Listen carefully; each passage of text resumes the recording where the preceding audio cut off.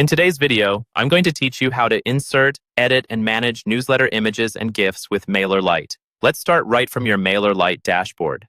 To work with images, you first need to open the email editor. Go to the Campaigns section, then choose the option to create a new campaign. When you're asked which editor you want to use, select the drag and drop editor. This is the visual builder that makes it easy to design your newsletter without needing any code.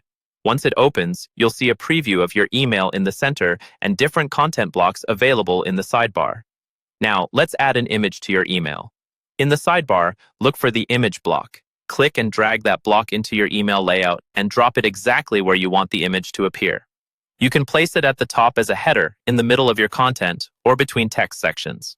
As soon as you drop the image block, Mailerlite will prompt you to choose a file. On the right-hand side, click the Browse button. This opens your file manager, where you can either upload a new image or select one you've already used in previous campaigns. If you want to upload something from your computer, click Upload and choose the file.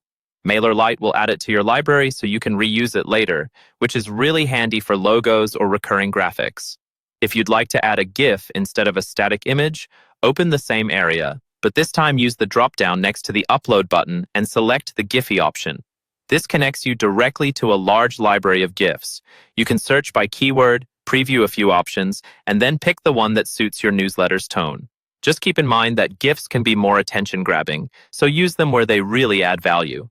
Before inserting, you can also make quick edits. With your image selected, look in the sidebar for the Edit Image option.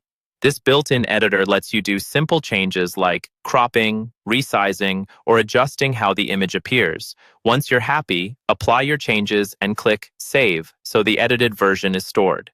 When you're ready to place the image in your email, select it and click Insert. You'll see it appear instantly inside the image block you added earlier. Take a moment to confirm that the size and placement look right. When everything looks good, click Done Editing to save your changes to the email.